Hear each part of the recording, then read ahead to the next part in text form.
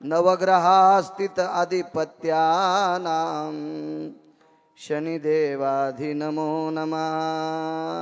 विठ्ठल विठ्ठल विठ्ठल विठ्ठल विठ्ठल विठ्ठल विठ्ठल. काम क्रोध नाही अंगी तोची नर जन्मला जगी. तयाचे होता दर्शन तुटे देहाचे बंधन. प्रस्तुत प्राप्त प्रसंग निवडलेला अभंग विश्वमान्य विश्वभूषण विश्वाधिकार विश्वप्रिय शांती ब्रह्म नाथबाबा यांचा प्राप्त प्रसंगी निवडलेला अभंग. विठाला विठाला विठ्ठल विठ्ठल विठ्ठल विठ्ठल. प्राप्त प्रसंगी निवडलेला अभंग माझ्या पैठणच्या मालकांचा आहे. मालक या अभंगाद्वारे एक पदवी बहाल करतात. त्या पदवीचं नाव आहे नर नावाची पदवी. कोणाला द्यायची, कोणाला नर म्हणायचं, तो कसा असावा, कसा वागल्याच्या नंतर त्याला नर पदवी द्यावी, याचं मूर्तिमंत प्रकरण आजच्या अभंगाद्वारे पैठणचे मालक नमूद करतात. विठाला विठाला विठ्ठल विठ्ठल. ज्यानं काम जिंकला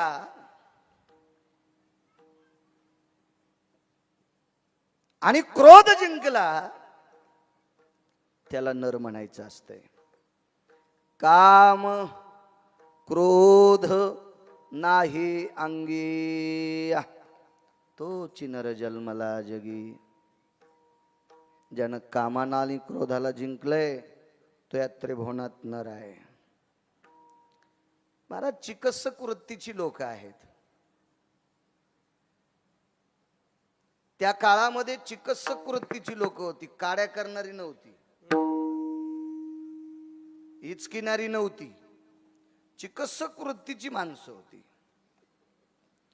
एक चिकित्सक वृत्तीची व्यक्ती माझ्या पैठणच्या मालकांकडे गेली आणि मालकांना विचारलं,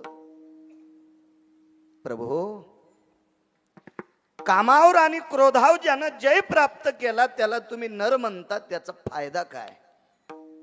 किती गोड माणूस असेल विचारणारा बघा. माझ्या पैठणच्या मालकानं सांगितलं, दादा रे, ज्यानं कामावर आणि क्रोधावर जय प्राप्त केला त्याला मी नर म्हणतो. आणि आशाचं दर्शन झालं की बाकी प्रपंचातली व्यवहारातली काय काय असतील ही सगळी बंधनं तुटून जातात. तयाचे होता दर्शन तुटे देहाचे बंधन. मात्र त्याचं दर्शन व्हायला पाहिजे, भंगिऱ्यांचं नाही. असे तर कुंटाला लोळायलेत. विठाला विठाला विठाला विठ्ठल विठ्ठल विठ्ठल विठ्ठल. कसं बंधन तुटतंय दृष्टांत दिला. अरुणोदयी जान तम निरसे सहजापन. वारकरी संप्रदाय हा विश्वाच्या पाठीवर फार मोठा संप्रदाय आहे. तुम्हाला एक सांगू का, ज्याचा जनिता मोठा असतो ते फार मोठा असते. या संप्रदायाचा जनिता काशीतला मालक आहे. शिरोमणी महादेव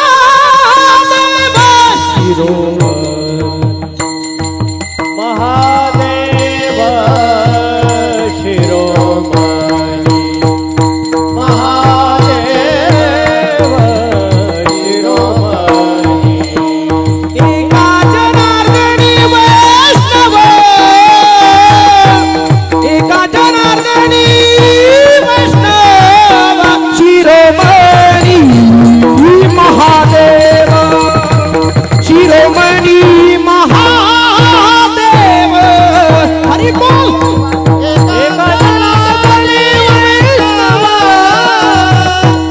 एका जनार्दनी वैष्णव शिरोमणी महादेव, शिरोमणी महादेव महादेव.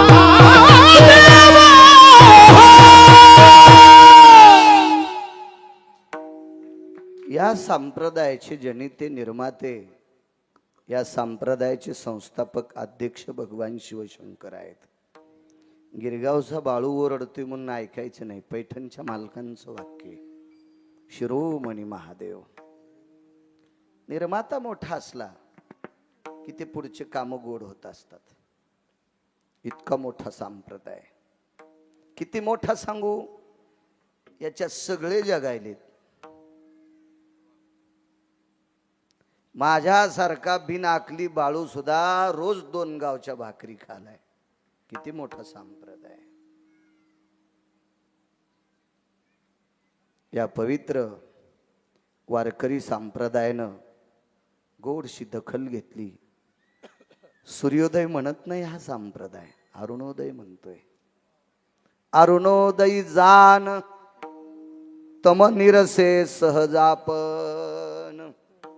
खर तर प्रकाश देणं हे अरुणाचं काम नाही, प्रकाश देणं हे सूर्याचं काम आहे. तरी पण सूर्योदय म्हणत नाहीत, अरुणोदय म्हणतात. का? कारण भगवान प्रकाश देवतेचा रथ अरुणाच्या व्यतिरिक्त जगाच्या पाठीवर कोणालाच हाकता येत नाही. एक सहज कल्पना करा, जाऊ द्या. एक दिवस जर अरुण नावाची व्यक्ती गैरहजर राहिली तर आपल्याला उद्या प्रकाश मिळेल का हो? नाही मिळू शकत. दैनंदिन जीवन आपलं किती विस्कळीत होईल, किती विस्कळीत होईल. कल्पना करा ना, किती विस्कळीत होते. बरोबर 4:30ला काय लोक बिडी वडतात. कधी वडायची हो त्यांनी? कधी वडायची मला सांगा ना तुम्ही. बरोबर तंबाखू टाकलेलं ते एक पेस्ट असते, त्यानं दात घासले ते 5 मिनिटाच्या नंतर तोंड चुनचुन होतं म्हणून त्यांचं, की लगेच त्याला डबा उचलावा लागतो. एक दिवस जर अरुण नाही आले तर कसं व्हायचं या भंगिरायचं मधल्या? जाऊ द्या चांगल्यांचं. यती कधी उठेल, योगी कुठं उठेल, तपी कुठं उठेल, सिद्ध कधी उठेल, अनुरागी कुठं उठेल, नामधारक कधी उठेल ते ठरविल. कारण सूर्याला प्रकाश द्यायची ताकद यांच्यात आहे, यांचं काय अडत नाही. पण तुमच्या माझ्यासारख्या बैंगण्याचं अडकत ना. कधी म्हशीची धार काढायची, कधी गायची धार काढायची, नेमकं काय करायचं? एक दिवस अरुण गैरहजर असला तर त्याच्याशिवाय रथ कोणी हाकू शकत नाही. म्हणून सूर्योदय नाही, सकाळच्या काकड्यात सुद्धा दखल आहे. उठा अरुणोदय प्रकाश झाला. अरुणोदय प्रकाश झाला. घंटा गजरा गरजी निघाला.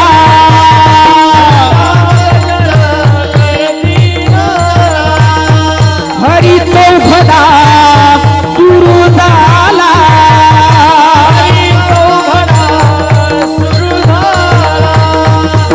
काकडा आरती समयाचा, काकडा आरती समयाचा,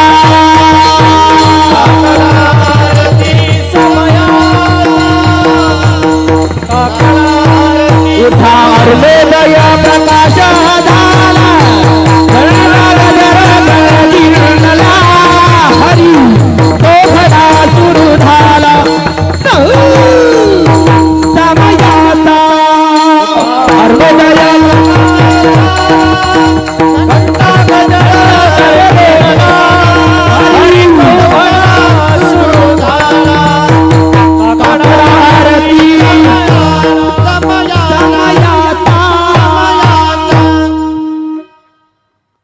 उठा अरुणोदय प्रकाश झाला. काकडा दशेला पोचल्याशिवाय म्हणता येत नसतो बरं गुरुजी. स्वर छान असला म्हणजे काकडा म्हणता येतो असं नाही. काकड्यासाठी मधलं मुरलं पाहिजे. विठाला विठाला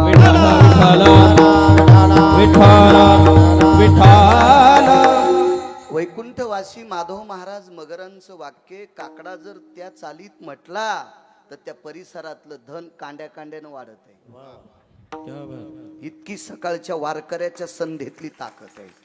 आणि तसा निळोबारायाचा दंडक आहे. अभंगाला स्वर लावणं आपल्या बापाची जागिरीच नाही ती. निळा मने नवरस देख जानती गायक विरळा ते. कारण अभंगाला स्वर लावण्यासाठी अभंगाची अर्थदृष्टी ठेवून अभंग वाचायचा, मग स्वर. काय काकडा महाराज उठा अरुणोदय प्रकाश झाला. सूर्योदय नाही, अरुणोदय. का? कारण महाराज दात्यापेक्षा एखाद्या घरी जर आपण जेवायला गेलो ना, तर माणसं मोठाडपणानं 4-2 हजार खिशात घालणाऱ्याला कधी गाडी उभी करतेत. पण पांचाटा लक्षात ठेव, याची बायको ताब्यात होती म्हणून त्यानं तुला स्वयंपाक केलाय तिनं.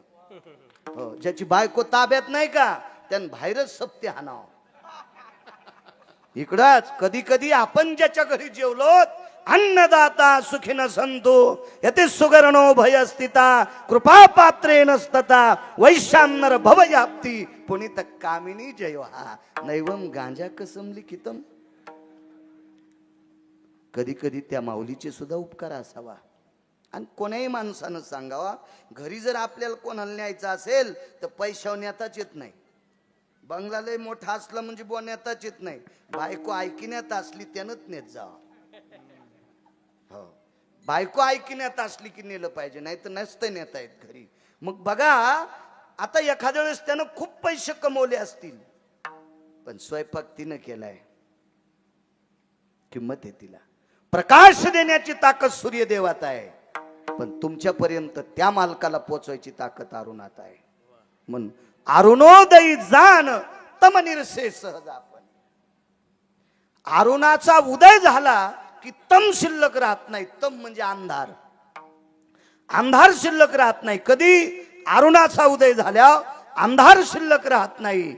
आणि कामावर आणि क्रोधावर ज्यानं जय प्राप्त केला त्याचं दर्शन झालं की कोणतंच बंधन शिल्लक राहत नाही. असं कोण सांगतंय? पैठणचे मालक. साधा सोपा सरळ अभंगाचा अर्थ झालं कीर्तन. विठाला विठाला मोठ्या श्रद्धेने, मोठ्या अट्टहासाने, मोठ्या असीम प्रयत्नाने चालत असलेली फार जुनी परंपरा आहे.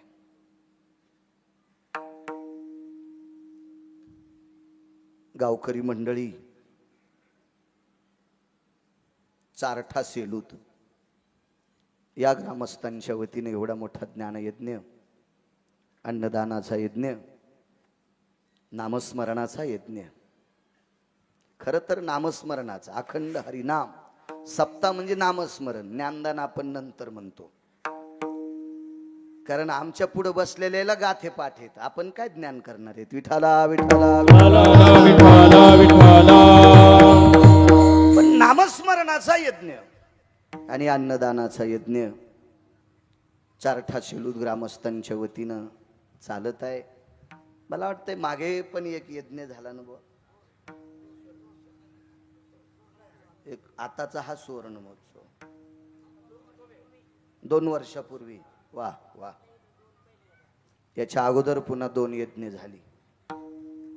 एखाद्या मातीत ताकद असती. तुम्हाला एक सांगू का, काही काही ठिकाण फार दुर्मिळ असतात जिथं शिवजींचं अधिष्ठान स्नेहाचं आहे.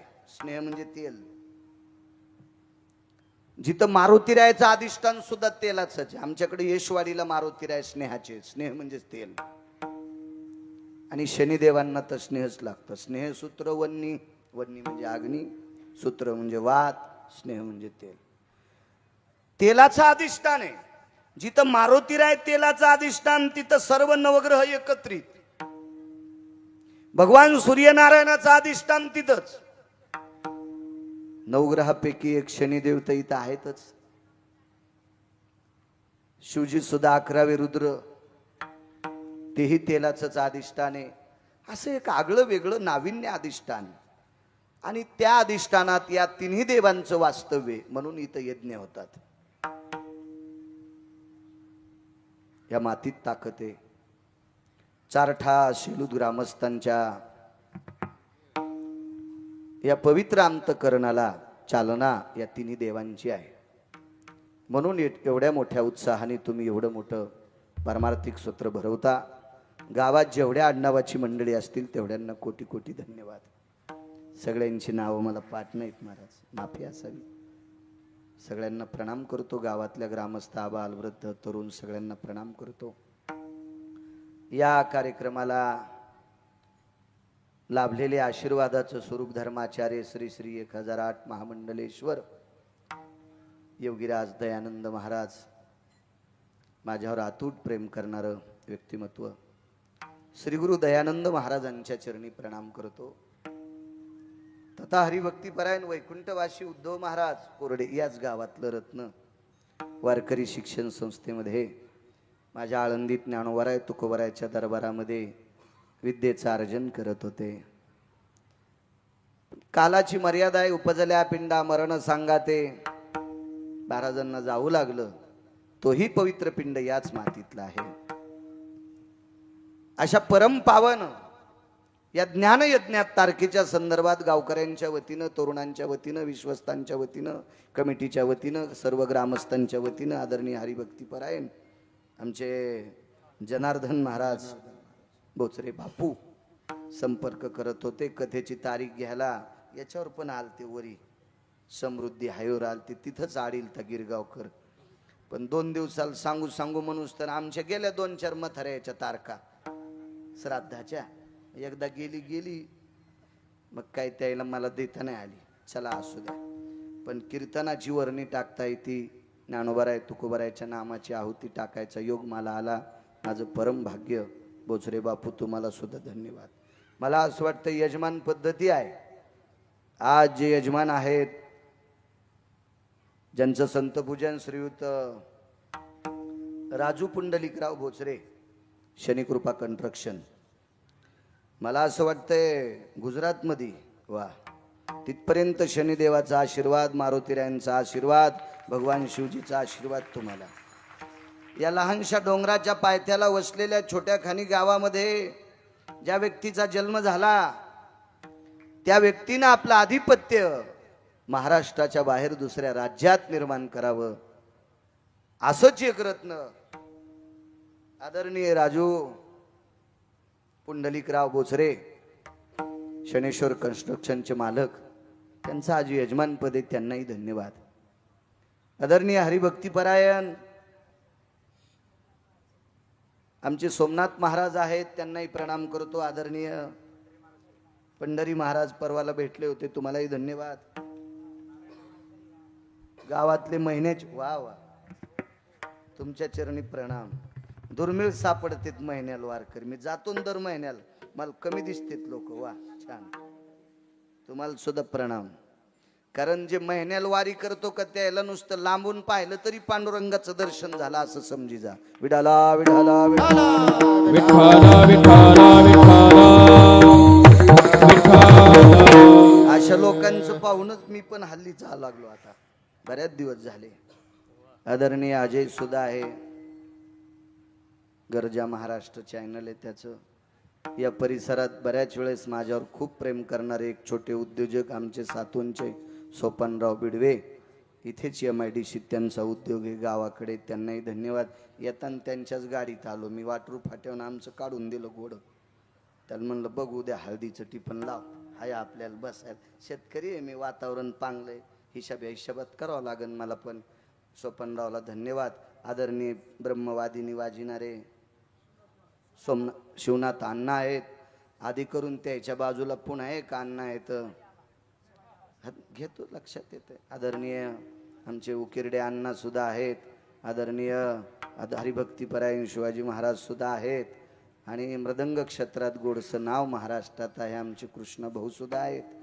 पाठीमागं सगळी जी महाराज मंडळी असतील सर्वांना प्रणाम करतो.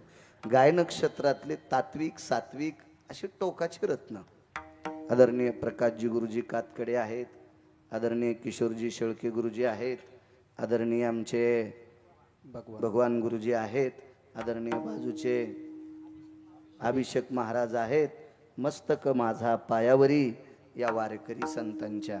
साऊंडवाले हे कॅमेरेवाले होत तुम्हाला धन्यवाद. हिशोबात टायटल टाकी जा. एकटा तर भोळा आहे गिरगावकर तुम्हाला लावू देतो. टायटल व्यवस्थित टाक जा रे. देव तुमचं चांगलं करीन राजे हो. विठाला विठाला उपस्थित श्रोते जनार्दनांच्या चरणी साष्टांग दंडवत करतो. नाक घाशीपर्यंत प्रणाम करतो. तुम्हीच आमचे देव आहात प्रभू. तुम्ही महेशाची मूर्ती. तुम्हाला प्रणाम करतो. अभंगावर येतो काम क्रोध नाही अंगी. राजे हो, ज्यानं काम जिंकला त्याच्या इतका जगात माणूसच मोठा नाही. ज्यानं काम जिंकला का त्याच्यासारखा जगात माणूस कोणी मोठा नाही. एक लक्षात ठेवा, सोपं उदाहरण सांगतो.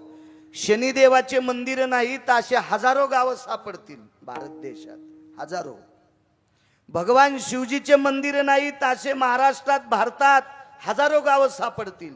सगळ्या गावात शिवजींचे मंदिर नाहीत, हजारो गावं सापडतील. विश्वाच्या मालकाचे पंढरीनाथाचे मंदिर नाहीत असे कितीतरी गावं सापडतील. जगदंबेचे मंदिर नाहीत असे कितीतरी गावं सापडतील गुरुजी. भगवान गणेशाचे मंदिर नाहीत असे कितीतरी गावं सापडतील. पण मारुतीरायाचं मंदिर नाही असे जास्त गाव नाही सापडायचे. एक अर्धा धरणातल्या खड्यासारखं सोडून द्या. शक्यतो मारुतीरायाचं मंदिर नाही असं गावच नाही. वस्तीवर पण मारुतीरायाचं मंदिर. त्यांनी विचार केला, बब्यास लग्न झाल्यावर कुठून याचं पाया पडायला, कारण त्याच्या पाया पडल्याशिवाय तुमचे आमचे संसारच नीट थप्पील लागत नाही. मग प्रत्येक गावात मारुतीरायाचं अधिष्ठान का, कशा करता? कारण विश्वाच्या पाठीवर काम जिंकणाऱ्या ठराविक लोकांपैकी एक नंबरचा कोण असेल? काळ घातला तो क्या बात आहे? काळ घातला तो दडी घातला तो काळ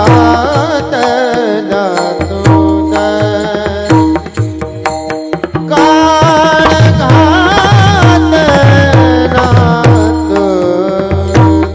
काम बांधवडी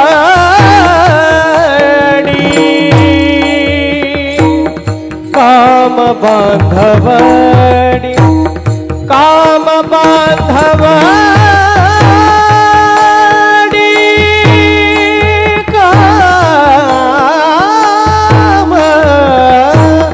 काम बांधवडी काम बांधवडी काळ घातला ओ दडी काळ घातला तो दडी काम बांधवडी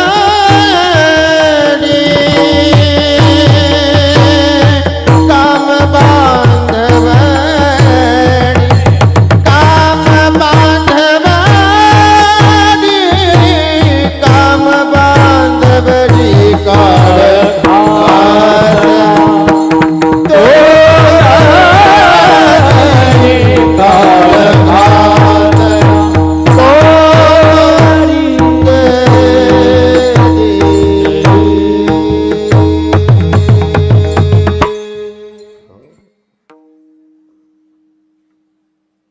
धोत्रीत हाणलं कामाच्या काळाच्या.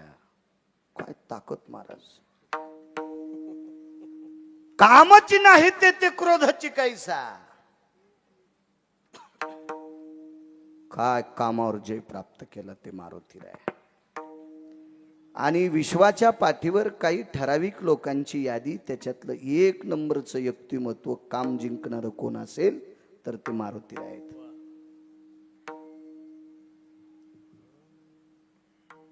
एक जण म्हणला, मारुतीरायानं अंजनी सारखं प्रत्येक स्त्रीला मानलं, मी सुद्धा मानलंय, मग मारुतीरायाची बरोबरी मला कस काय नाही? श्रुतीशास्त्रानं सांगितलं, मारुतीरायानं कामाला जिंकलं, तुम्ही कामाला जिंकलं, पण तुम्ही लक्ष्मीला नाही जिंकलं. तुम्ही पाया पड्यावर पैसे घेतात, मारुतीराय घेत नव्हते. खिसात नाही नो, शर्टत नाही ना. 14 लोकांच्या व्यतिरिक्त तुकोबाराच्या अभंगात कोणीच बसत नाही. ऐसा कोणी दावा हे जया नावडे, ऐसा कोणी दावा हे दया नावडे, ऐसा कोणी दावा हे जया नावडे, ऐसा कोणी दावा हे दया नावडे. त्या पुत्र घोडे दाराधन, पुत्र घोडे दाराधन, पुत्र घोडे दाराधन. ऐसा कोणी दावा हे दया नावडे, ऐसा कोणी दावा हे दया नावडे. पुत्र घोडे दाराधनी, पुत्र घोडे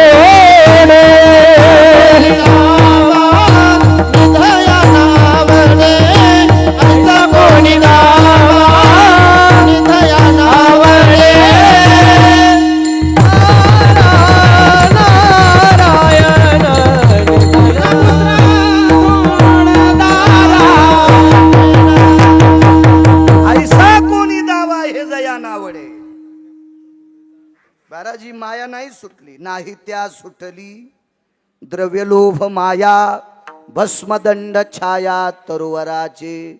भीष्माचार्य पण एका अंशता गुंतले.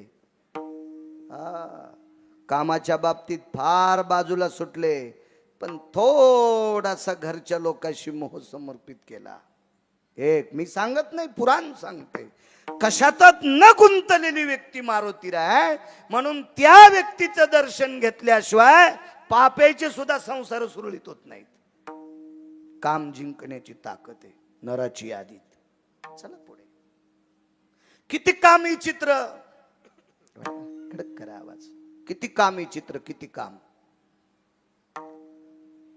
मर्यादा पुरुषोत्तम रामचंद्रांना भगवान शिवजींची स्थापना करायची. मर्यादा पुरुषोत्तम रामचंद्र पंढरीतले मालक 7व्या अवतारात समुद्राच्या तीरावर भगवान शिवजींची स्थापना करायची. शिवपुराण चालू ना. आदरणीय संतोष महाराज ज्यांच्या मुखारविंदातून ऐकता तुम्ही. मर्यादा पुरुषोत्तम रामचंद्र शिवजींची स्थापना करायची ठरली समुद्राच्या तीरावर. काम किती विचित्र बघा. दोघच होते सोबत, शेषशाही लखनलाल आणि पंढरीतले मालक प्रभू रामचंद्र. दोघ जण आहेत. दोघं एकांतात बसल्याच्या नंतर विषय झाला. लखन, मी नाही म्हणत बरं, रामचंद्र म्हणतात, जी दादा भगवान शिवजींची स्थापना करायची आपल्याला. मग आपल्याला सामुग्री लागेल. आता हवन चालू आहे, यज्ञ चालू आहे इथं बापू. किती तीळ लागतील, किती जव लागतील, किती अक्षदा लागेल, किती सुपाऱ्या, किती हळकुंड, किती बदाम, किती खोबरं, किती खडी साखरेचे खडे, हे सगळं लिहून दिलं भूदेवांनी. गावरान तूप किती असावा, बसणारे कसे असावा, आवती टाकताना धोत्राच्या आतून तंबाखू चोळून नको खात जाऊ सोमळ्या, जळून जाशील त्या होमात. हो, तिथं नाही जळायचास. तितका पुण्यवान आहेस का तिथं जळायला? ते नंतर फुकीत आहे. विठाला विठाला विठाला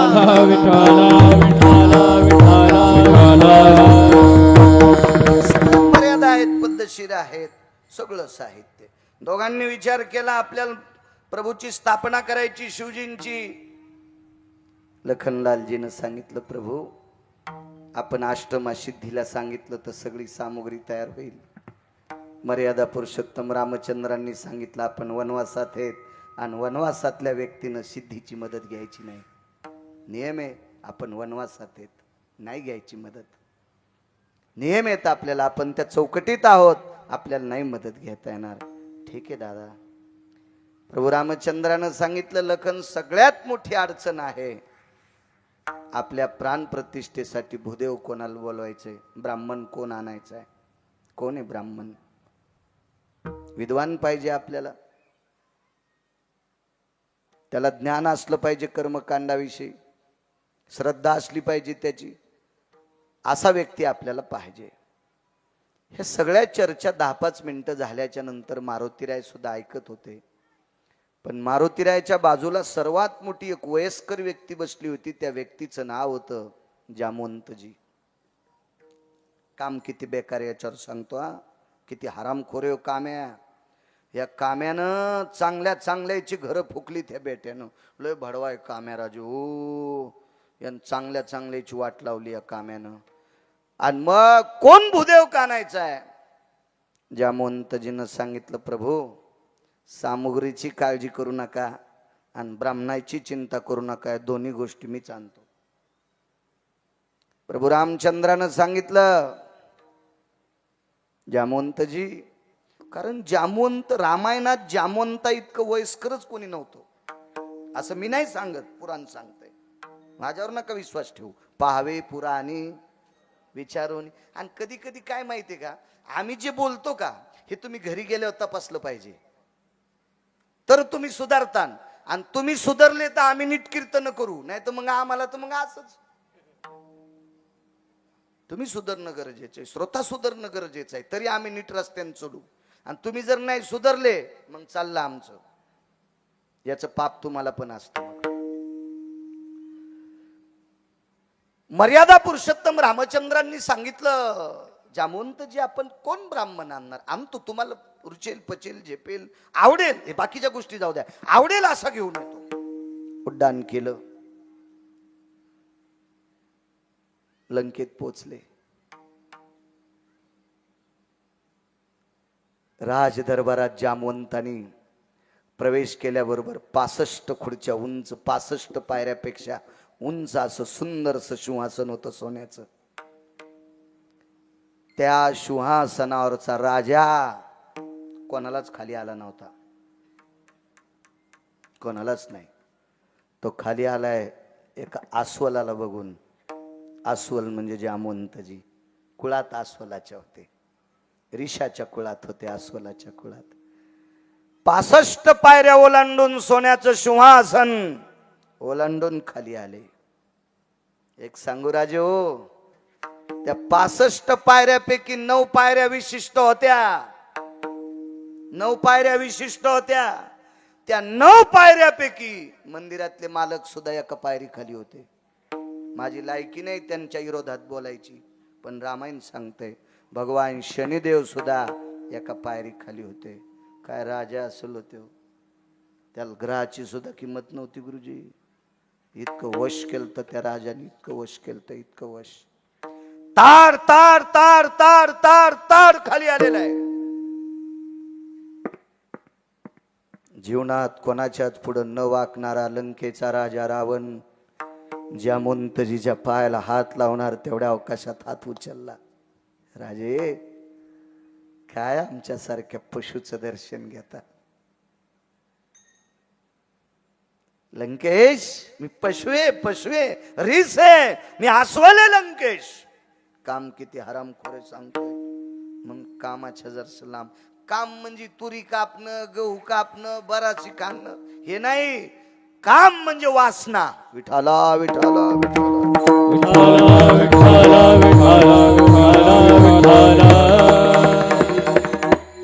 कधीच न वाकणारा रावण वाकू लागला. पायाला स्पर्श करत होता, हात लावू दिला नाही. एक जणाने विचारलं, जामवंतजीच्या पाय का पडत असेल रावण? रावणाच्या आजोबाचे मित्र होते जामवंत. आणि जामवंतजीनं राजकारणात रावणाच्या आजोबाला फारसं मार्गदर्शन केलं. म्हणून रावणाचे आजोबा रावणाला जामवंताविषयी फारच मोठं सांगायचे. योग आलाय, आपल्या आजोबाला मदत करणारी व्यक्ती आज आपल्याला भेटली. प्रणाम काकाश्री. काय सेवा करू? नकोय काय? बसता का सिंहासनावर? नाही, आम्ही जंगलातली माणसं आहेत. आम्हाला सोन्याची सिंहासनं काय करायची? सामान्य चपला की गोळी. आम्ही जंगलातली माणसं आहेत, रानटी माणसं आहेत. आम्हाला ते सिंहासन नकोय, माझं एक काम आहे. रावणानं सांगितलं, आणि तुमचं काम सांगायला तुम्ही स्वतः आले? मला चिठ्ठी पाठवायची असती, मी काय काम आहे ते विमानात पाठीला असतं. मोठी माणसं असतात. जामवंतजीनं सांगितलं, नाही काम आहे. काय काम? भगवान शिवजींची स्थापना करायची. रावण 20 डोळ्यानं रडत होता.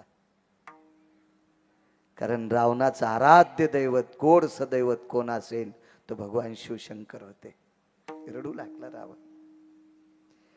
जामवंताने विचारलं, लंकेश रडता? रावणानं सांगितलं, काका दादा काय पदव्या लावता येतील तितक्या. माझ्या अंतःकरणाच्या मंदिराची स्थापना आहे, माझ्या हृदयाची प्राण प्रतिष्ठा आहे. भगवान शिवजी माझं हृदय. चला कधी करायची? मुहूर्त काढलाय का? होय.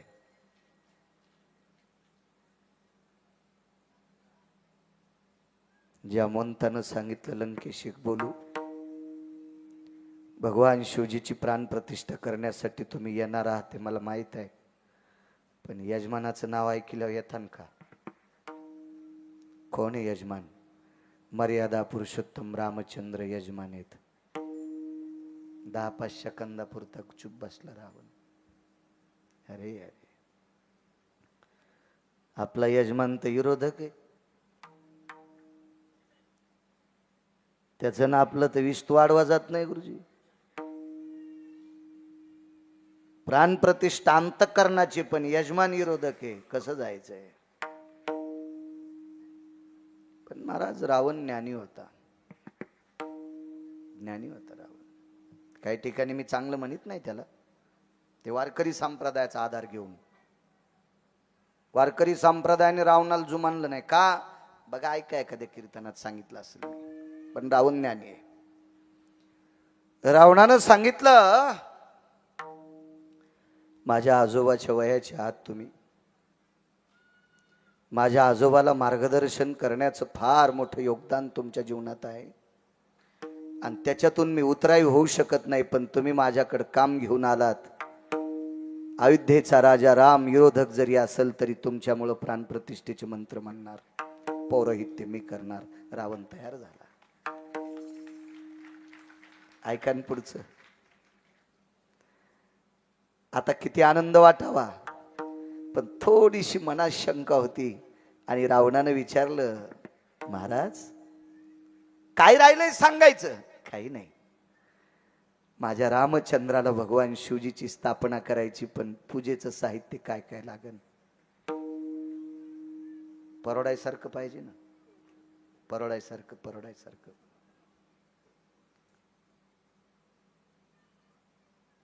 कुंकू किती म्हणले? पाव किलो बस होते, कारण कोणीच लाईत नव्हतं. बदाम किती? तर 24 किलो. कसं परवडायचं मला सांगा. रावणानं विचारलं, तुम्ही ह्या सामानाच्या बाबतीत इतका खेद, शंका का? काही नाही, जसं तुमचं शिवजी दैवत आहे तसं माझं दैवत राम आहे, आणि ते राज्यात नाही,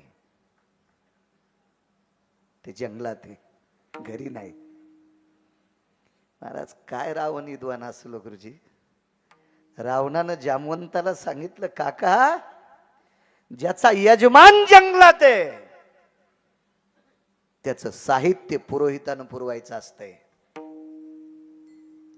ज्याचा यजमान जंगलात आहे, ज्याचा यजमान संकटात आहे, ज्याच्या यजमानाजवळ काहीच नाही, त्याचं साहित्य पुरोहितानं पुरवायचं पाहिजे. हे त्रेता युगात रावणानं नमूद केलं. सरदार जी सरकार, साहित्य भरा. विमानात साहित्य भरलं, पूजा मांडल्या गेली. रावणानं स्वतः एका पत्नीला सांगितलं, हे प्रिय, 3 बावण्या चंदनाचे पाट देऊन टाक. कोणाच्याही बापाला नव्हते ते. रावण ठराविक ठिकाणी नेत होता, एक कुठेही नेत होता त्याला बसायला. एक एक एक, पुन्हा नाही. आज 3 टाकलेत विमानात, आणि 3ही पाट 2 यजमानाला आणि 1 स्वतः आला. पूजा मांडली. मर्यादा पुरुषोत्तम रामचंद्र त्या पाटावर बसले, एका पाटावर रावण बसलेले. आता रावणाला आव जाऊ बोलते बरं का, इतक्या पुरतं. येरी तर मी त्याला रावणे म्हणतोय. एका कामा करता फक्त वारकरी संप्रदायामध्ये स्वतःची पत्नी वगळता जगात कोण्याही जातीची बाई दिसली की तिला माय म्हणायचं, तो भारतातला 1 नंबरचा महाराज. आणि रावण या मार्कात नापास झालता, म्हणून वारकरी संप्रदाय रावणाला मोजित नाही. इथं मार्क गेले रावणाची चुलीत. रावण महाराज बसलेले आहेत, प्रभू बसले.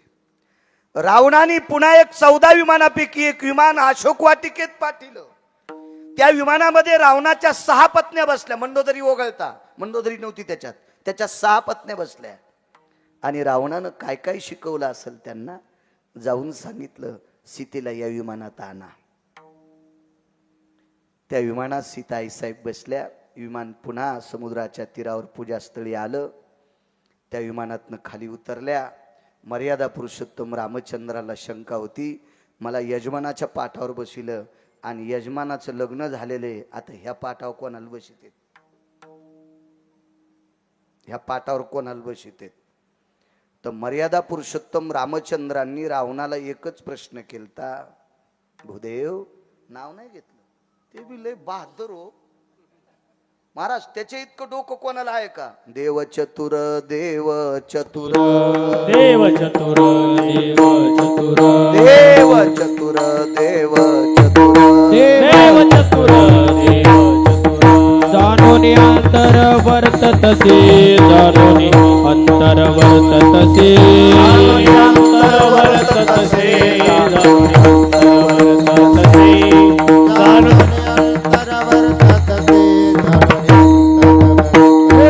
देव चतुर देव चतुर जाणून अंतर वर्ततसे जाणून अंतर वर्ततसे जाणून अंतर वर्ततसे देव चतुर देव चतुर जाणून अंतर वर्ततसे जाणून अंतर वर्ततसे जाणून अंतर वर्ततसे काय चतुर आहे माझा विटेवरचा मालक मर्यादा पुरुषोत्तम रामचंद्र. रावणाला लंकेश राजा वगैरे काहीच पदी नाही. भूदेव यजमानस्तस्तानवत शह मला स्थानवत केले सभार्या सस्थितायाम. पण या यजमानाला बायको आहे. हे आसन कोणासाठी आहे? रावणानं सांगितलं कळेल यजमान. ते पण लय रगील राम म्हणलंच नाही. ते का साधं होतं का ते बी लयच रगील तेही राम म्हणलंच नाही. यजमान कळेल. तितक्यात विमान येऊन आदळलं आणि रावणाची 6 पत्न्यापैकी 2 पत्न्या खाली उतरल्या आणि सीताई साहेबाच्या दंडाला धरून त्या आसनावर बसविलं. त्यावेळेला मर्यादा पुरुषोत्तम रामचंद्राचे डोळे रडत नव्हते. रावणाच्या विद्वत्तेची कदर करून प्रभू रामचंद्राचं हृदय रडत होतं. हृदय काय विधवा आणि रावण, काय पुरुषार्थ हे रावण, काय धर्मनिरपेक्ष हे रावण, काय कर्मकांडातला अस्खलित विधवा आणि रावण. हृदय रडत होतं. हृदय हृदय बऱ्यापैकी प्रकारे. नंतर आता दक्षिणा काय द्यावी? जंगलात आहे. संकल्प सोडायचा, काय दक्षिणा द्यावी? रावणानं सांगितलं यजमान, ज्याचा यजमान जंगलात आहे त्याची दक्षिणा बी पुरोहितानच द्यायची, त्यानंच घ्यायची. काय डोकं असलो. मर्यादा पुरुषोत्तम रामचंद्राला वाटलं युद्ध न करता सीता भेटलीच, काम जमलं नाही. दोघाची गाठ सोडल्याबरोबर पुन्हा सीता विमानात आणि अशोक वाटिकेत नेऊन. बापू प्रभू रामचंद्राने विचारलं, भूदेव माझी पत्नी मला प्राप्त झाली नव्हती, मी पूजे करता आणली होती. ज्याची बायको जिवंत आहे त्याला बिना एकट्याला बसताच येत नाही. माझ्या शिवजीनं मला मान्य केलं नसतं म्हणून मी पूजेपुरती आणली, आता नाही.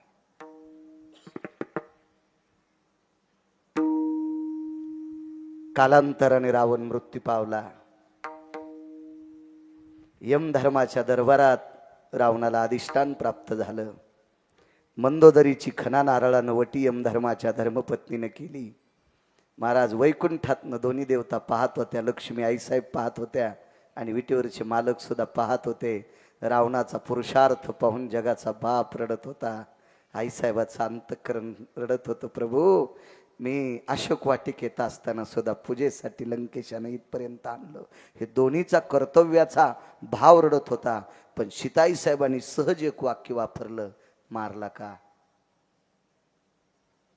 मारला कशा करता? विश्वाच्या बापानं सांगितलं, सीते मला विचारू नकोस, तू श्रुतीला विचार. आणि न्याय श्रुतीकडे असतो. श्रुती जगातली पहिली पत्रकार. आणि श्रुतीला ज्या वेळेला लक्ष्मी आई साहेबांना विचारलं, माय माझ्या मालकासाठी एवढं काम रावणानं तिथं गोड करावं तरी मारला का? श्रुतीनं सांगितलं, आई साहेब याचा काम उतवालता. पहा त्या रावणा काय झाले. किती मोठा रावण. परस्त्री पेहरी छुरी मत लगावे अंग, 10 शीर रावण के गए पर नारी के संग. इतका काम आहे चित्र, इतका काम. इतका काम्या हरामखोर ज्याच्यासाठी देवाचं अंतकरण रडावा, पण त्याच देवानं कामाचा गुरुळा घेतलेल्या रावणाला 2:18 आपटू आपटू आणलं. इतका कामी चित्र. विठ्ठला विठ्ठल विठ्ठल विठ्ठल विठ्ठल कामानं चांगल्या चांगल्यांची फजिती केली. कामाजी कोतवालयाने नाडिले बहुतासे कोतवालयाने नाडिले बहुतासे. हरिहराचे अब्रू घेसी भय नाही त्यासे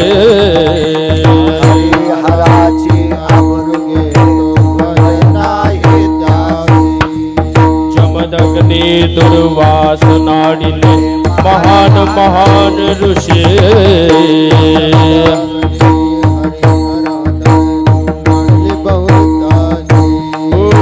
क्रोधाचे फौजदार तो हे मिळाला त्यासी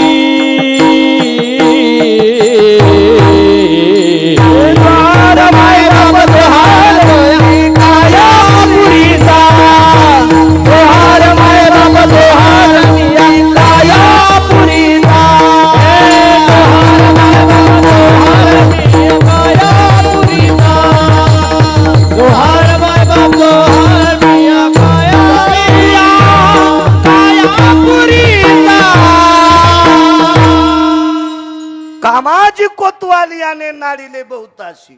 हरी हर मालक आणि हर म्हणजे काशीतले मालक दोघांची बेजारी केली. महाराज नालायक जालिंदराला मारण्यासाठी विश्वाच्या मालकाला 2 वानराचं साह्य घ्यावं लागलं. पवित्र तुळशी सारखी वृंदा. महाराज विश्वाचा बाप 350 तीर्थापैकी एका तीर्थात दगड होऊन पडला. पंढरपुरातला मालक, त्याला गंडकी नावाचं तीर्थ म्हणतात. काय काय अवस्था, काय काशीतल्या मालकांची परिस्थिती. त्रिशूळ गेले, डमरू गेले, गेले व्याघ्रांबर ग. दिगंबर रूप झाला झाला पंचानन ग. याच्या पलीकड भिल्लिनीच्या पाठी लागे लागे पंचानन ग. इतकं काम हरिहराची आबरू घेतो भय नाही त्याशी. हरिलाई आणि भगवान शिवजीला सुद्धा बेजार केलं. जमदग्नी दुर्वास नाडिले मान. कोण जमदग्नी? महाराज त्या साधूची सेवा केल्याच्या नंतर एवढं पातिव्रत्येचा पुरुषार्थ टोकाला गेला तर पदरात पाणी येत होतं, पण पाण्यातल्या माशाचा संसार पाहिला. पाण्यात पदरात पाणी येणं बंद झालं. मुलाला बोलवलं आणि डोकं कापून टाकलं. त्याला जमदग्नी म्हणतात. कोण दुर्वास?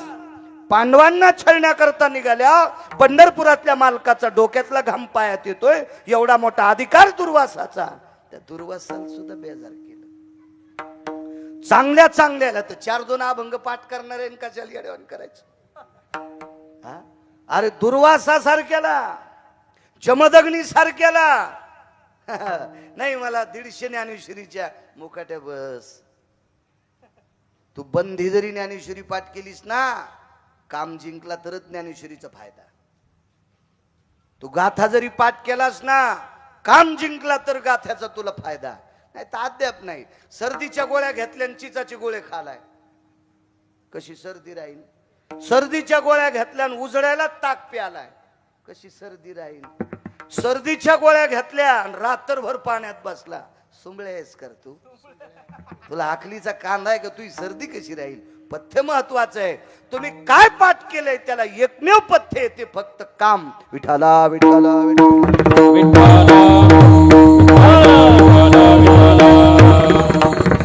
मला सांगा, इतका कामी चित्र जन जिंकला तो नराच्या यादीत.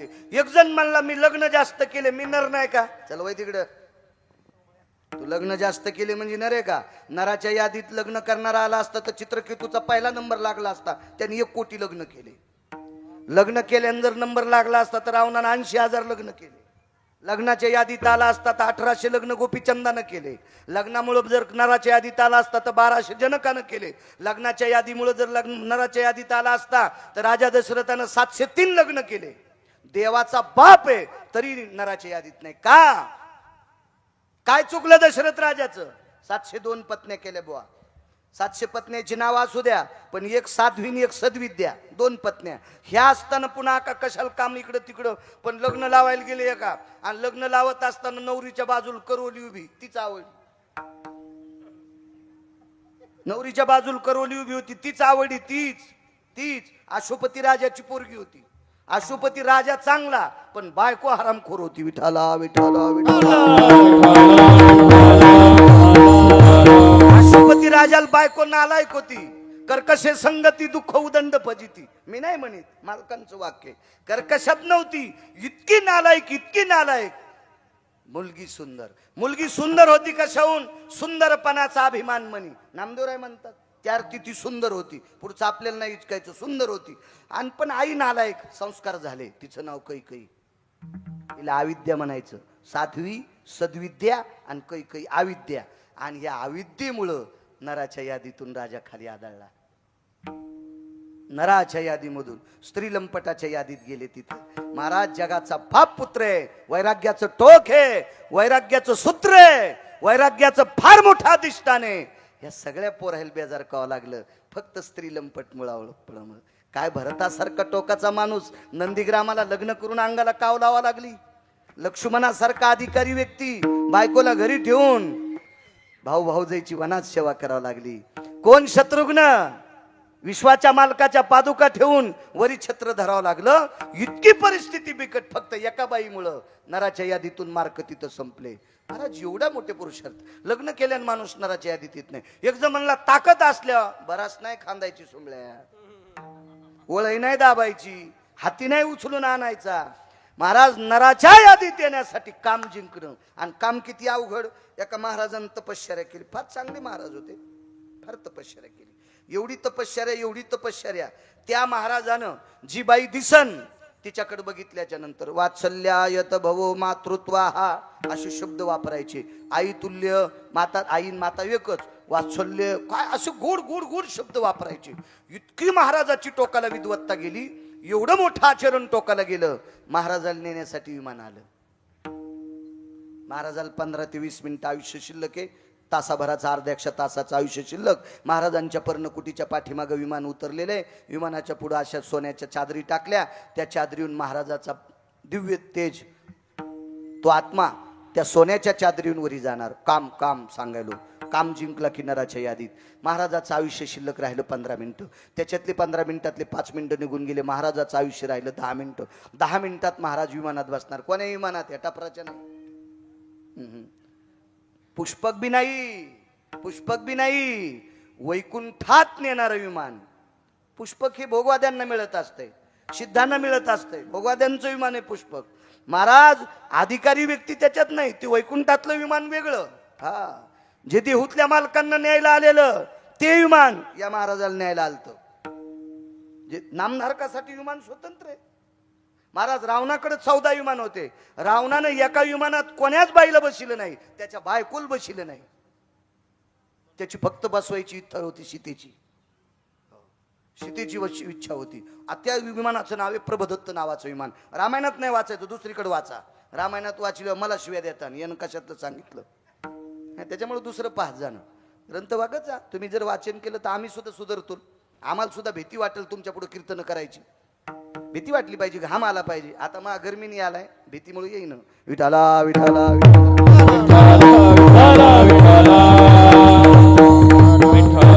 कारण बोला कूलर यायला कूलर मलाच नाही लावलं. जिल्ह्यापेक्षा तालुक्यात मोठा झाला. पण असू द्या, कधी कधी काही दिवस सुनाचे असतात, काही दिवस सासूचे असतात. आज आपले दिवसच नाहीत असं समजायचं. विठाला विठाला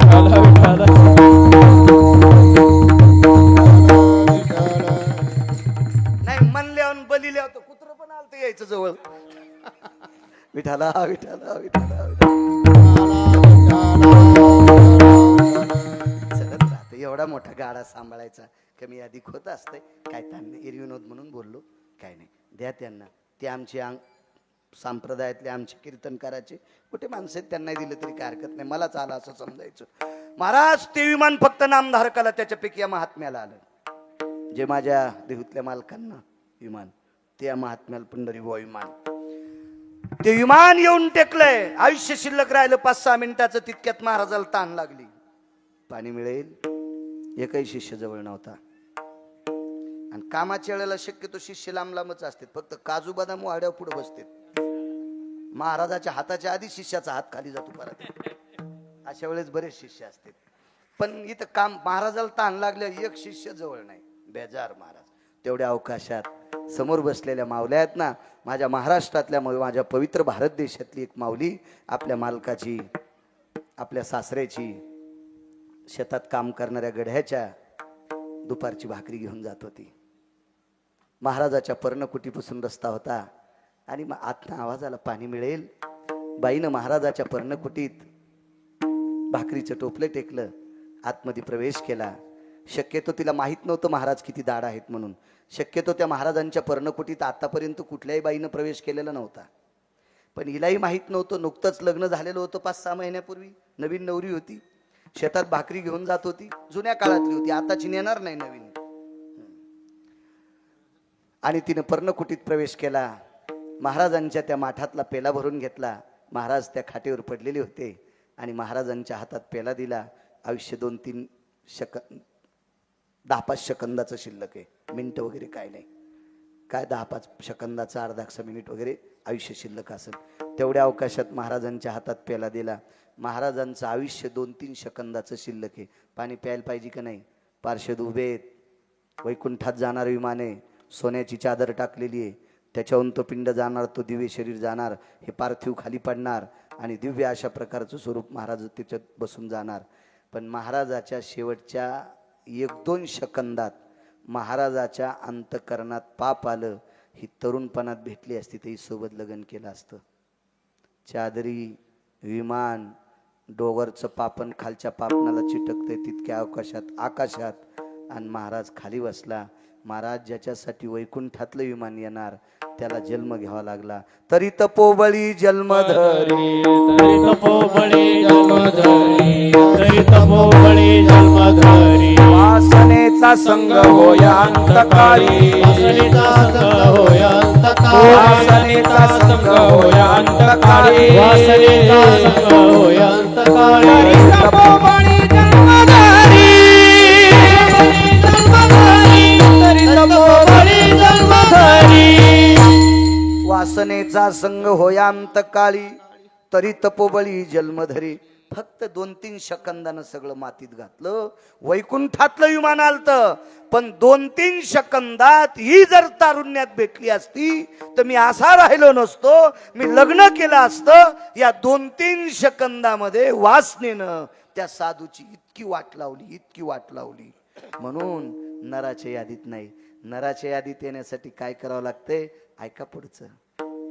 या पवित्र भारत देशामध्ये एक पवित्र महाराष्ट्र आहे, त्याच्यात आपण राहतो. या पवित्र संस्कृती संपन्न भारत देशात एक पवित्र महाराष्ट्र आहे आणि त्या पवित्र महाराष्ट्राच्या मातीत आपण राहतो. या महाराष्ट्राच्या मातीला लाभलेला भारतीय संस्कृतीतला वेदशास्त्र पुराणाच्या मतानुसार 5व्या क्रमांकाचा राजा, त्या राजाचं नाव आहे रयतेचे राजा छत्रपती शिवाजी महाराज. परवाला बार्शी परिसरात गेलो मी. मला तिथे एक भगवान शिवजींचं मंदिर पाहायला भेटलं मंदिरामध्ये. आणि त्याच्यानंतर या चारठा सेलूदमध्ये महाराज मंदिरामध्ये शिवजींचं मंदिर पाहायला भेटलं माझ्या रयतेच्या राजाचं. तुम्हा तरुणांना कोटी कोटी धन्यवाद. महाराज धर्मनिरपेक्ष राजा आहे, विचारवंत राजा आहे, शीलवंत राजा आहे, चारित्र्य संपन्न राजा आहे, कर्तृत्व संपन्न राजा आहे. असा हा 5व्या क्रमांकाचा लाभलेला भारत देशाला राजा. राजाला 8 पत्न्या, 8. पण एके दिवशी राजाच्या स्वागताकरता एका चुकीच्या माणसानं याच महाराष्ट्राच्या मातीतील या पवित्र भारत देशातील एक दिव्य तेजस्वी स्वरूप संपन्न कन्या बंद केली. राजांना निरोप झाला. राजाने महिलांच्या साह्यानं त्या खोलीतनं बाहेर काढलं. तिची खणा नारळानं ओटी भरली. 8 पत्न्यापैकी एका पत्नीनं हस्तिदंताची पालखी होती, त्या पालखीत बसवलं. तिला रेशमाच्या पडदाण्या लावल्या. पाठीमागं 4 आणि पुढे 4 असे मल्ल, 8 मल्ल, 10-15 चोपदार भालदार, सगळी काही. आणि राजाने सगळ्यांना सांगितलं हिला नेऊन घाला. ती कल्याणच्या सुभेदाराची सून होती. कविता म्हणणं नकोय, तरी पण तुम्हाला कळावं याच्याकरता म्हणतोय. काळ्या रात्री चमकत होतं जिच्या रूपाचं ऊन, अशी देखणी होती एका मुस्लिमाची सुन. महाराज, अमावस्याच्या रात्री जिच्या अंगाचा प्रकाश पडला होता, एवढी तेजस्वी सुंदर होती. पण तिला पाहुनी आई म्हणाला, राजा तो शिलवान. महाराज, इतकी सौंदर्यवान की अमावस्याच्या रात्री जिच्या अंगाचा प्रकाश पडतोय ती सुंदर किती असेल. याच्या पलीकडे जाऊ द्या सौंदर्य. ती जर नुसती नजर कैदेत ठेवली असती ना, तिला स्पर्श नका स्पर्श करू द्या. राजाच्या अंतकरणात ते पाप नव्हतं, छत्रपती शिवाजी महाराजांच्या अंतकरणात ते पाप नव्हतं. पण तिला जर नुसतं नजर कैदेत ठेवलं असतं तर 4 पातशाह्याकडनं प्राप्त हरण झालेले 6 किल्ले पुन्हा परत भेटत होते. पण राजा कोणाला म्हणतात महाराज, नर कोणाला म्हणायचं? या पवित्र देशातल्या स्त्रीला वेठीस धरून जो संपत्ती कमवतो तो षंड असतो. पवित्र स्त्रीला अर्जित करून द्रव्याचा संचय करतो तो किलिंबे असतो. महाराज, पुरुषार्थी राजा, किती पुरुषार्थी. या राजाच्या पुत्राला बघितल्याच्या नंतर या देशातला वाघ लगी करतो. वाघ शंभू राजाला मारण्यासाठी अर्धपोटी उपाशी ठेवलेला पिंजऱ्यातला वाघ. तुम्ही अजून बी लक्षात घ्या. वाघ पोटभर खातू, अन्यथा जाळीत बसून राहतू, उंदर फुंदर धरीत नसतो वाघ. वाघ खाल्लं तर पोटभर खातू, उंदराच्या नादी लागत नाही, त्याला वाघ म्हणतात. पण या वाघाला जेवता जेवता पुढचं मांस काढून घ्यायचं. तो वाघ असा रागवायचा आणि लोखंडाच्या सळ्या चावायचा. तो फक्त याच्याकरता तापवला होता, रयतेचे राजा यांचे सुपुत्र शंभूराजे यांचा शेवट करण्याकरता. पण महाराज, शंभूराजाचं तेज इतकं तेजस्वी होतं की तेज बघितल्याच्या नंतर वाघ तर चावलाच नाही, पण ते तेज बघितल्याच्या नंतर वाघाचं तेज लगी वाट बाहेर पडतंय. म्हणजे ज्याचं स्वरूप बघितल्याच्या नंतर वाघ लगी करतो, त्यावरती शंभूराजाचं तेज किती मोठं असेल. वाघ नुसता लगी करत नव्हता, रडत पण होता. तर शंभूराजानं वाघाच्या डोळ्यातल्या सांकेतिक शब्दात विचारलं, का रुदंती को भवा? राजे, तुम्हाला मारण्यासाठी अर्धपोटी ठेवलंय, पण तुम्हाला मारण्याची माझ्यात ताकद नाही, म्हणून मला तोफेखाली तो मारेल. त्याच्यापेक्षा तुमच्या हातानं मरू द्या ना. मग वाघाच्या जबड्यात घालून हात मोजी ती जात. मग हा नंतरचा पुरुषार्थ. नाही तर वाघाला सुद्धा मारायचं नव्हतं शंभूराजेला, पण त्या वाघानं विनंती केली, कोणाच्याही हातानं मरण्यापेक्षा मला तुमच्या हातानं मरायचंय. महाराज, एवढा मोठा वाघाचा काय सामान्य वाघ आहे का? अहो, आपल्याच सरपणाखाली जर कुत्री गेली ना, तर कुत्री पिले घेऊन जाऊस तर बया सरपण आणत नाहीत. बयाच नाही. बयाल म्हणल्यावर तुम्ही लय हसायले. तुम्हाला आणता येतं का? ऊसाच्या कणाला डुकरीन गेली असं म्हणा. कोण असा बहादर आहे त्या ऊसात झाला? ऊस आपला, शेती आपली. मग डुकरीनीच्या पुढे जाता येत नाही, कुत्रीच्या पुढे जाता येत नाही, वाघाच्या पुढं. महाराज, शौर्य आणि तेज बघितल्याच्या नंतर वाघ लघु शंका करतो. त्यावरती शंभूराजाचं तेज किती मोठं असेल. मग एवढे तेजस्वी शंभूराजे, ज्याच्या पोटी जन्माला आले ते छत्रपती किती तेजस्वी असतील. आणि एवढा तेजस्वी राजा 6 किल्ल्याला न जुमानता विरोधकाची स्त्री माय म्हणून घरी परत करावा, इतका ज्याचा कामावर पकडे याला नर म्हणतात. म्हणून पहिलं कडवं काम क्रोधा नाही अंगी, काम क्रोधा नाही अंगी, काम क्रोधा नाही अंगी, काम क्रोध नाही अंगी,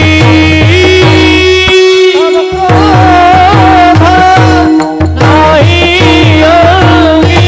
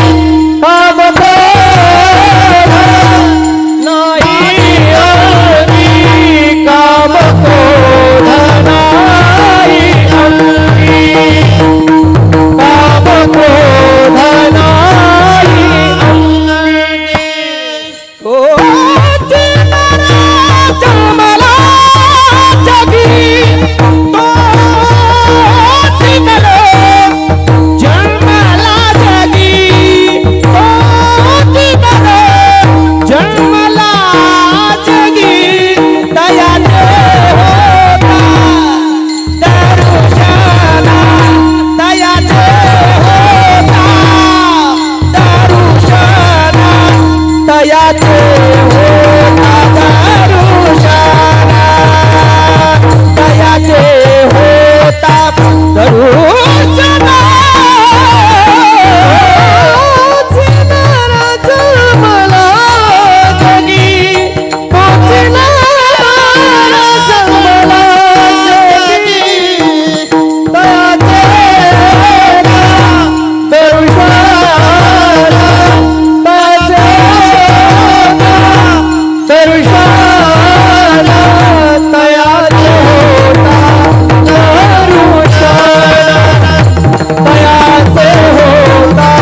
दरुशन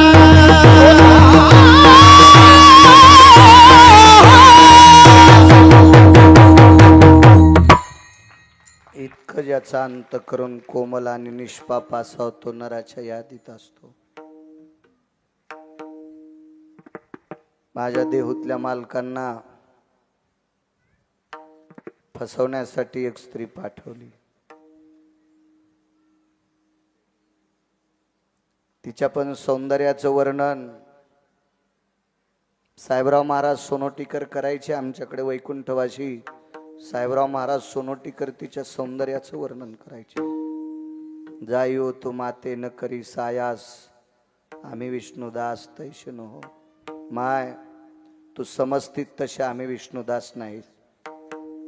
काय सायास करू नकोस माय मला याच्यात पाडण्यासाठी. बाई हुशार होती. तिनं तुकोबरायला शाब्दिक स्वरूपात वेठीच धरलं. महाराज कोण तुकोबराय? एक सोपी व्याख्या सांगू का? ज्ञानोबराय तुकोबराय आपण जर बाजूला टाकले ना तर आपल्याला नालीतल्या किड्या इतकी पण किंमत नाही. नालीतल्या शेपटीच्या आळी इतकी पण किंमत नाही आपल्याला. तितकी पण किंमत नाही. खरा पुरुषार्थ त्यांचा आहे. महाराज तुकोबरायला त्या बाईने विचारलं, महाराज ठीक आहे तुम्ही विष्णुदास तसे नाही. नर सांगतोय नर नर कोणाला म्हणायचं? तुम्ही विष्णुदास तसे नाहीत महाराज. मला बघून डोळे का झाकले? तुमच्या अंतःकरणात जर तिळा इतका काम नाही तर माझ्याकडे पाहत असताना डोळे का झाकले? तुम्ही जर मला माय म्हणत असाल तर मुलांना आईकडे बघून डोळे झाकावा का? तुम्ही जर मला कन्या म्हणत असाल तर बापानं मुलीकडे बघून डोळे झाकावा का?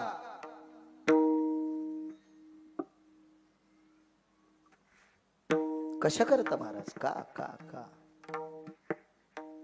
नाही तुम्ही विष्णुदास मला माहित आहे. डोळे का झाकले? काय उत्तर दिलं असेल हो? डोळे न उघडता दोन्ही हात छातीवर येत तुकोबरायचे. त्या बाईकडे न बघता एक तोंडातून वाक्य पडलं, माझी माय, हे माय, मी विटेवरच्या मालकाचा उपासक आहे आणि जी गोष्ट मी मनातून देवाला मागतो का ती डोळे झाकून मागतो, कारण डोळे झाकल्याशिवाय मन एकाग्र होत नाही. तुकोबरायचं मन कुठं विचलित असतं वय, पण तिला उत्तर द्यायचंय ना, ए माय, मी विटेवरच्या मालकाचा उपासक आहे ग. मला जी गोष्ट आवडीनं मागायची ना मी डोळे बंद करत असतो. डोळे बंद झाले की मन एकाग्र होतं का माय? आणि एकाग्र मन काय मागितलं? माय एकच मागितलं, हे प्रभो, मला जर तू माणसाचा जन्म दिलास तर या सुंदर माईच्या पोटी पुढचा जन्म मला दे. वैकुंठवासी गुरुजी सांगायचे, रंगनाथ गुरुजी, महाराज जीवन मातीत घालण्यासाठी आलेली बाई वाहत्या पाण्याला स्नान करते आणि तुकोबरायची श्रोता म्हणून पुढे बसते. ताकद कशाची आहे? वासना जिंकण्याची. म्हणून गुरुजी पहिल्या कडव्यात म्हणतात, क्राम क्रोध नाही अंगी,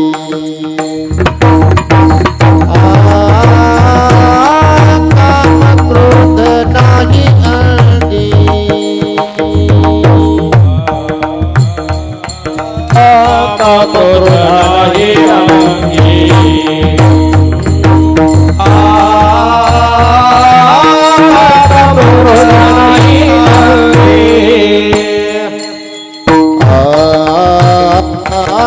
काम क्रोध नाही अंगी,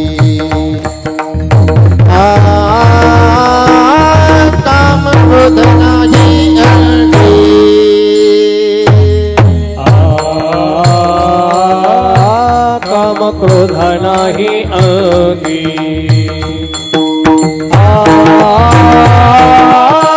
काम क्रोध नाही अंगी तोच नर जन्मला जगी तोच नर जन्मला जगी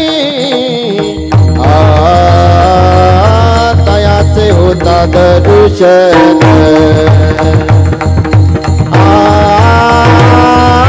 तयाचे होता दर्शन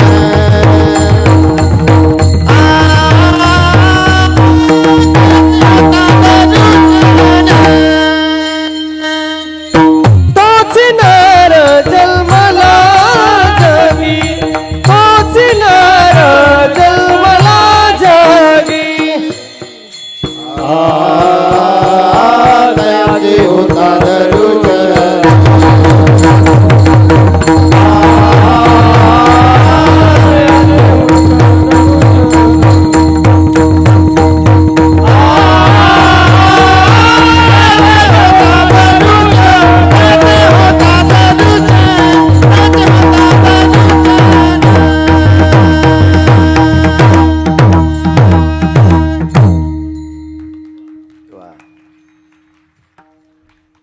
बापू वेळ संपलाय तरी 5 मिनिटं घेतो.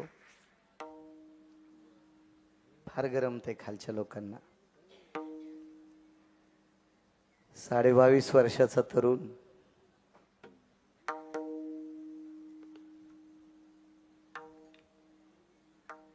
एका फार कमी वयाच्या मुलीला आई म्हणतो.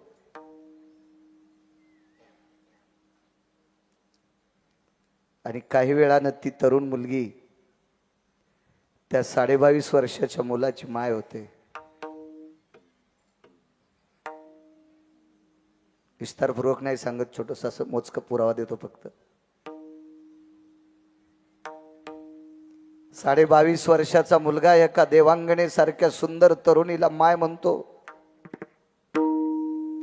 काही वेळाच्या नंतर एका पवित्र मुहूर्तावर त्या 22.5 वर्षाच्या तरुणाची ती खरोखर माय होते. पण परिणाम असा होतो 22.5 वर्षाचा तरुण मात्र 95 वर्षाचा होतो. आणि त्या तरुणाचा बाप मात्र 22.5 वर्षाचा होतो. त्या 95 वर्षाच्या तरुणाचं नाव होतं पितामह भीष्माचार्य. पितामह भीष्माचार्याकडे ज्या वेळेला श्रुती माता जाते त्याच्या अलीकडचा प्रसंग भीषण आहे. पितामह भीष्माचार्याने तारुण्य वडिलाला देऊन टाकलं. वडील 22.5 वर्षाचे झाले. सर्वांना कथाभाग ज्ञात आहे. मुख्य प्रतिज्ञा 4, उपप्रतिज्ञा 22.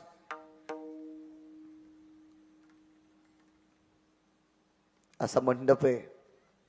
तो मंडप जांभळीच्या आंब्याच्या पानाचा मंडप आहे. त्या मंडपामध्ये एवढे मोठे पुरुषार्थी साधू आहेत. ते मंगलाष्टक म्हणण्यासाठी किती मोठे अधिकारी साधू. आंतरपट धरायला कोण? विटेवरचा बाप हातामध्ये अक्षदा घेऊन उभा आहे. 4 मंगलाष्टक झाली. 5वं मंगलाष्टक वेधीचं असतं. 7 म्हणा, 11 म्हणा, 35 म्हणा, हे मनचा शहाणपणा आहे. हा सगळा नाटक्या कारभार आहे. ताईगण बाईगण काय गाव राहिला. मंगलाष्टक म्हणून माणसं रडवायला. नवरी रडन नवरदेवा संग जाताना. आणि तू खावदीन नुकती सुंबळ्या. तिनं 15,000चं बॅलेन्स सोडिले. त्याला बोलू बोलू चटूक त्यांना समाहित झाल्या. सासू कुठं दाबल्यावर मरती, सासरा कुठं दाबल्यावर आदळ. तू ती रडन नवरदेवा संग जाताना मायबापाला सोडून. आणि तू मंगलाष्टक म्हणताना रडायला. ताईगण बाईगण सकाराम तात्याचा भाग्यान अंशराम तात्याची भागीन. कोण सांगितले तुला हे नाटक? हे मंगलाष्टक येतोय. सप्तेन रामायणन भागवतन शिवपुराणन वाऱ्यान हे करून हा पुरुषार्थ आहे का आपला? त्याचं फळ हे आहे का आपलं? बघा बाकीच्या धर्माची लोक तिला इतकी चूक करत नाहीत. आपल्याकडे माईक आल्यावर धर्म जोरात सांगितला जातो आणि धर्म करायच्या जागेवर आपण इकडं तिकडं शेपटी घालून फिरतो. त्याच्यामुळे आपल्याला कलंक आहे. आपल्या संप्रदायात जे सांगितलं ते वागावं. मंगलाष्टक हे आशीर्वाद आहेत. हे भनगळलेल्या नालायकानं म्हणलेले शब्द नाहीत, हे आशीर्वाद येत आशीर्वाद. तिथं कुठेही शहाणपणा आणि कुठेही नाक खुपसायचं काम, निदान ज्याचे लग्न राहिले त्यानं तरी कोणाला नाक खुपसू देत जाऊ नका.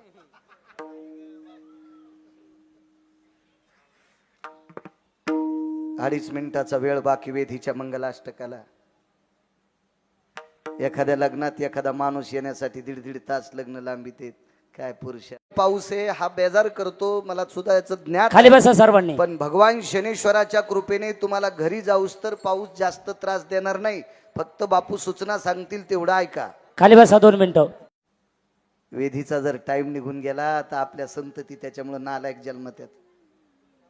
त्याचा एकमेव कारण आहे आपल्याला अमात्य संतती जन्माला येते, त्याचं एकमेव कारण आहे, एकमेव. किती मूर्खपणाचं टोके राजू. जाऊ द्या. 2.5 मिनिटाचा काळ वेधीच्या मंगलाष्टकात शिल्लक. आता सावध सावधान समयो साधा समीप्यासे वागवा दान घरा परार्ध घटिका संपूर्ण आली भरू. 2.5 मिनिटाचा वेळ बाकी आहे. शेळके गुरुजी तेवढ्या अवकाशात हातात मंगलाष्टका अक्षरा घेतलेला जगाचा बाप आहे आणि एका तपस्व्याने शब्द विचारला, प्रभो नवरदेवाचा मुलगा कुठे? विश्वाच्या मालकानं खाली मान घातली, बोट केलं मंडपाच्या बाहेर आहे. कोणाला म्हणते भीष्म महाराज. 22.5 वर्षाचं तारुण्य बापाला दिलं. बापाचं 95 वर्षाचं आयुष्य स्वतःला घेतलं. जन्मभर लग्न करणार नाही असा शब्द दिला. एक लक्षात घ्या, पण लग्नाच्या मंडपाची सावली पण अंगावर पडू दिली नाही. आणि लग्न कोणाचं लावायलेत? बापाचं. लग्नाच्या मंडपाची महानीती डोहो, नुसता डोहोच आहे, त्याचं नाव लग्नाचा मांडव. नुसता डोहोच, याच्यात चांगले चांगले बुडाले त्या डोहात, त्याच्यात पावताप नाही आलं कोणाला. रावणाला वाटलं इतक्या बायका केल्या आपण या डवातून. नाही नाही नाही, कोणालाच नाही. महानीती डोहो इति नाम मांडव, हा नाही लग्नाचा. म्हणून 22.5 वर्षाचं तारुण्य बापाला दिलं आणि त्या वडिलांवर अक्षदा टाकताना मंडपाची सावली सुद्धा अंगावर नाही. तो मुलगा तिथे बसलाय, पिंगट झालेल्या जटा. श्रुतीशास्त्र सांगते, श्रुती माता विचारायला गेली पितामहाला, का हो तुमच्या वडिलांसोबत पाणीग्रहण झालं नाही तरी पण एका तरुण स्त्रीला तुम्ही माय कसे म्हणाले? श्रुतीला सांगितलं, श्रुती माते काही वेळापूर्वी माझे बाबा या आश्रमापासून जात होते. ही स्वयंपाक करत असताना बाबाची इच्छा झाली मला ही पत्नी स्वरूपात भेटावा. आणि बापाला आवडलेली वस्तू होती ग, बापाला आवडलेली स्त्री होती ग श्रुती माते. बापाला आवडलेली स्त्री होती म्हणून बापाला आवडलेल्या स्त्रीला माय म्हणावं आणि ती तशी माय होत नव्हती. म्हणून 22.5 वर्षाचं तारुण्य बापाला दिलं आणि मी जीवनभर म्हातारा होऊन राहिलो. महाराज वासना इतकी जिंकली त्याला नराच्या यादीत म्हणतात म्हणून पहिलं कडवं. काम क्रोध नाही अंगी एकटा, काम क्रोध नाही काम क्रोध नाही अंगी, काम क्रोध नाही अंगी, काम क्रोध नाही काम क्रोध नाही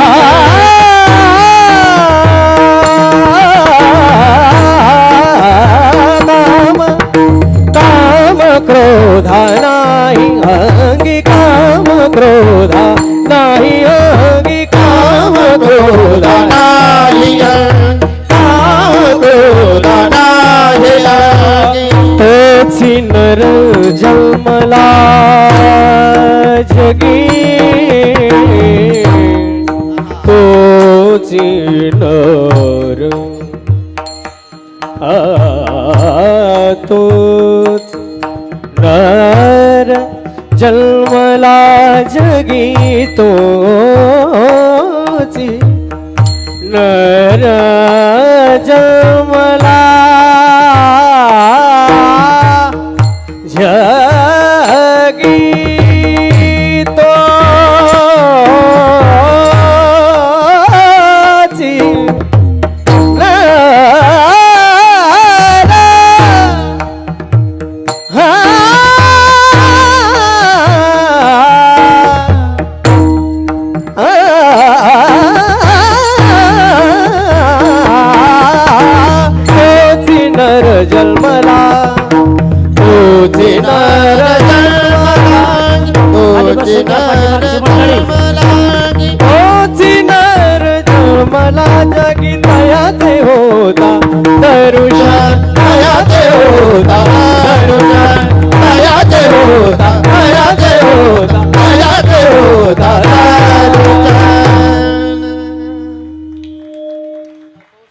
तोंडी मेडिसिन आहे, त्याच्यामुळे स्टेप बाय स्टेप गोळ्या. मोठी माणसं मोठी असतात. मला सांगा, भगवान शनेश्वरानं, मारुतीरायानं, भगवान शिवजीने बरोबर 2 तासाचा टाइम गिरगावच्या बाळूला दिलता. 10 वाजल्याच्या नंतर मेघाला पाठवून दिलंय. असं समजायचं आपल्या तिन्ही देवांची आपल्यावर कृपा आहे. आदरणीय पाऊस नाही, खाली बसा सर्वांनी. श्रीयुत राजू पुंडलिकराव बोचरे, शनिकृपा कंस्ट्रक्शन, गुजरात. राजू भाऊंना कोटी कोटी धन्यवाद. तुमच्यामुळे मला एका पवित्र अधिष्ठानाचं दर्शन झालं. राजू भाऊ, उद्योग क्षेत्रामध्ये गोड सास नाविन्य शनिदेवाच्या, भगवान मारुतीरायाच्या आणि भगवान शिवजींच्या कृपेने गोड अशा प्रकारचं आधिपत्य दुसऱ्या राज्यात तुम्ही निर्माण केलं. अशीच गरुडाच्या पंखाने तुमची उंच भरभरारी हो अशी भगवान शनीश्वराच्या चरणी प्रार्थना करतो. आणि 2 तासापुरता वेळ मेघानं आपल्याला दिला, ते 2 तास होऊन गेले. विठोबा रखुमाई. चला, राजू भाऊ यांनी महाराजांचा सत्कार करायचा आहे. आज ज्यांची सुंदर अन्नदानाची पंगत झाली ते ही मंडळी भाकर सुरेकर हार घालतील. खाली बसा. पुरुष मंडळ कार्यक्रमाची पाऊस नाही, 2 मिनिटं खाली बसा. सूचना संपेपर्यंत उठायचं नाही याची दक्षता कार्यक्रमाची. पुरुष मंडळी खाली बसा. शिस्त बिघडू नका, आवाजाकडे लक्ष द्या. आपले स्वयंसेवक पलीकडल्या साईडला थांबा. 5 मिनिटं सर्वांनी थांबा. विठोबा रखुमाई, विठोबा रखुमाई, जय विठोबा रखुमाई, जय जय विठोबा रखुमाई, विठोबा रखुमाई, खाली बसा खाली. विठोबा रखुमाई, विठोबा जय रखुमाई. जय विठोबा, बसा खाली. विठोबा विठोबा ज्ञानेश्वर माऊली, ज्ञानराज माऊली द्वारा. ज्ञानेश्वर माऊली, ज्ञानराज माऊली द्वारा. जय जय विठ्ठल. ओ महिला मंडळ मध्ये पाऊस येत नाही, बसा ना. बाहेर थेंब नाही आला. बाहेरच्यांना लांबचे असल्यामुळे गडबड होते. तुम्ही खाली बसा. करा क्षमा. महिला मंडळ बसा, खाली बसा.